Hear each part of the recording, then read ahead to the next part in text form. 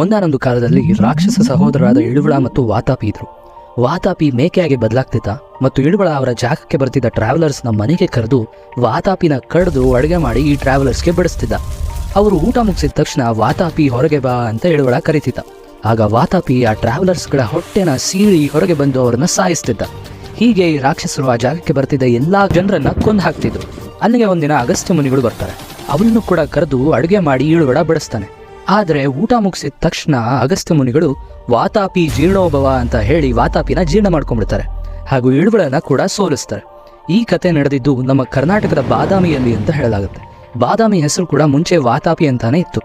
ಬಾದಾಮಿ 6ನೇ ಶತಮಾನದಲ್ಲಿ ಚಾಲುಕ್ಯ ಡೈನಾಸ್ಟಿಯ ಕ್ಯಾಪಿಟಲ್ ಆಗಿತ್ತು. ಇಲ್ಲಿ ರಾಕ್ ಕಟ್ ಕೇವ್ ಟೆಂಪಲ್ಸ್ ನಾಗರ ಮತ್ತು ಡ್ರಾವಿಡಿಯನ್ ಸ್ಟೈಲ್ ಆರ್ಕಿಟೆಕ್ಚರ್ನಲ್ಲಿ ಕಟ್ಟಲಾಗಿದೆ. ಇದು ಇಲ್ಲಿನ ರಿಚ್ ಹಿಸ್ಟ್ರಿನ ತೋರಿಸುತ್ತೆ. ಹೀಗೆ ನಮ್ಮ ಕರ್ನಾಟಕದ ಬಗ್ಗೆ ಬೇರೆ ಯಾವ ಮಾಹಿತಿನ ನೋಡೋಕ್ಕೆ ಇಷ್ಟಪಡ್ತೀರಾ ಅಂತ ಕಮೆಂಟ್ ಮಾಡಿ ತಿಳಿಸಿ. ಧನ್ಯವಾದಗಳು.